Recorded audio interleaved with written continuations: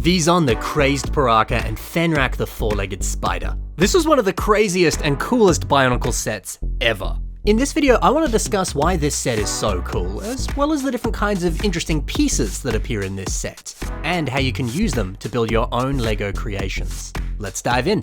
Look at these two together. Such size, such power, so much presence. FENRAKK is hideous in all the right ways. A beautiful eldritch monster fresh out of horror movies. The spider-like appearance, the gigantic blades on the ends of the legs, that's the stuff of nightmares.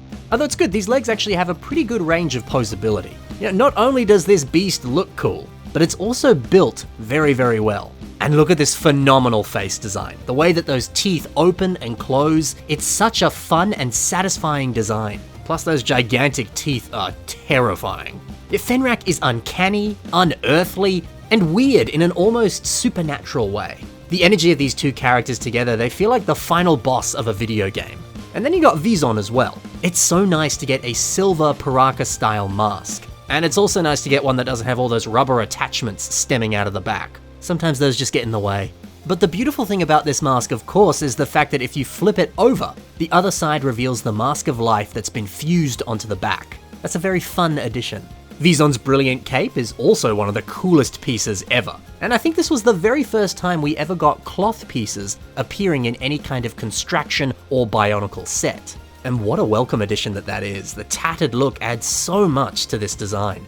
And this brilliant Spear of Fusion is a fantastic weapon. I've always loved this little highlight of brown with the spikes sticking out on the very edge of the weapon. It's a nice touch. It's still hard to believe that this set only cost $30 US back in the day. Two incredible characters in the one box for so cheap. This was a perfect villain set. Now the pieces that came in this set, they're also pretty good. Let's take a closer look and see what we get. Vezon's brilliant mask can be used outside of the context of a mask. Socket and Ball Torture uses it here for some kind of funky shoulder pad, but they also become rocket boosters of some kind, like a jetpack, using it for both armor and something that adds a nice accent to the figure. That's genius. Oh yeah, and this is the gunmetal version of this mask that appeared in the set Maxilos and Spinax. And actually, the way that this mask has been used here for shoulders, that's really nice. There's no reason you can't do exactly the same thing with the silver mask. Another use for it is what C Music has done here on these two Turaga. You're flipping the mask the other way, it does give off a very noble and dignified look. It's a really nice fit for a kind of wise old Turaga. So if you're building a Turaga, consider using this mask. FENRAKK's face piece is another brilliant piece. Let me show you 3 MOCs now that use this in a pretty similar way, but each one gives off a really different and distinct look from one another. Forge of Ataka uses 2 of these for shoulder pads. I love how these really help to buff up this somewhat skinnier frame. Sometimes all you need are big shoulder pads to make your MOC look strong and mighty. Now Bionicles uses this piece in the same way, but he angles them down ever so slightly. But see, this gives off a totally different look. The smoothness of the armor, it pairs very nicely with some of these sharp claws on the fingers, or the large blades on the face. Suddenly they just look so incredibly distinguished and evil. It's nice to see that these can look good on bad guys, or good guys. And then finally, Moko uses this on a larger Titan build. Now yeah, this is a rather large piece, so using it on a rather large build, it just kinda makes sense. And surrounding it with other silver pieces, it really does pull off the look of a knight very, very well. So yeah, you can use this for a terrifying villain, a noble Toa, or a large knight MOC. No matter what you use it for, it's gonna look pretty good. The set also comes with this nice brown armor piece, and Anuku uses 2 of these for some lower leg armor. Pairing them with other brown pieces, but also placing some black Skrull armor in front of them. That's a really nice design. The set also comes with a lot of these white Borok eye pieces.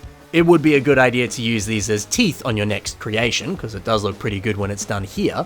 But if not, do what Fumin has done here for this very furry texture on this wonderful MOC. We can see a bunch of these Chima Ultra Build fur pieces. And this is a great way to achieve that kind of texture. But we can see some of these Borok eyes appearing on the upper arm. They pair quite nicely with these other pieces. It's worth pairing these pieces together if you want to make a furry texture. Vezon's cape is another very, very helpful piece. I used it here on a MOC that's called Temptation. This demon at the center of the diorama here, it uses a few of these cloth pieces. Now I used them to give this a rather tattered, ghostly appearance, like their body is just made out of wisps of shadow. However, the frame underneath all of this cloth, it's as basic as it gets. It's your typical CCBS frame, and that's literally it. So covering that up with cloth, it means you don't have to put that much effort in, but you still get something that looks pretty good. And finally, you get some of these chain link pieces in this set. Gigamesh MOCs uses them in a very, very clever way. They almost look a bit like tentacles on some type of mind flare or any other kind of like squid-inspired character. And yet covering up the face with some cloth, it makes this design look even more villainous. So yeah, if you want to make some kind of like Cthulhu-inspired design, these chains are going to be a big help.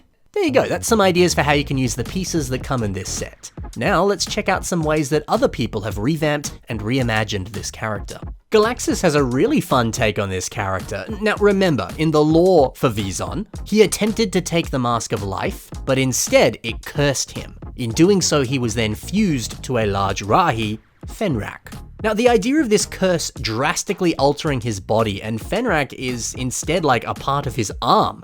That's a really fun way of reimagining this. And hey, the way that the head is fused onto the upper arm, it looks top notch.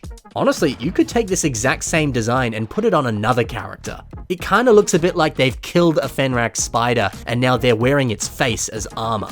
Some real Viking stuff right there, you know? It's a cool idea. Whether it's armor or some sort of like gross fusion, either way it looks pretty good. I also quite like the digitigrade leg design and some of the other upgrades to the armor. It all makes Vezon look exceptional. Well done, Galaxus. This is a very creative way of reimagining the set. Lycantros has their own revamp of Vezon and FENRAKK, and this is beautiful. FENRAKK has almost like doubled in size. Taking a look at the head design down here, it seems like they now have 4 eyes, and they've changed the face to be black instead of silver. Tiny little upgrades, but man, they pack a punch. This looks terrifying. They also have 6 legs now. I suppose 8 would have made more sense if you were basing it off of a spider, but still, the 6 legs look good. The fact that they have way more spikes everywhere, it's a nice touch. A nice choice to add some of these axon masks here on the very top of the legs. It looks good as armor, but the fact that that mask naturally has a spike sticking out of the top, it's a good way to continue that really sinister, spiky vibe that's going on here. Making FENRAKK bigger and scarier really, really works.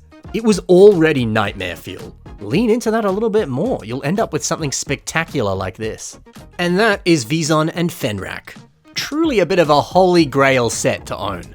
Speaking of holy grail sets, I've now done a review on Axon, Brutaka, and Vezon and FENRAKK. You know what that means, those sets combine together into the Cardus Dragon. I'm gonna have to do a review of the Cardus Dragon next. Get ready for that, that's my favorite Bionicle set ever, so that's gonna be a good video. Now, if you enjoyed the MOCs that you saw in today's episode, please check the links in the description below. I'll have links to everyone's social media right there. Looking at more of their stuff is gonna help you get even more inspired. There's also links to my own social media in the description below, check that out if you're interested. Otherwise, thanks for watching, happy building, and bye for now.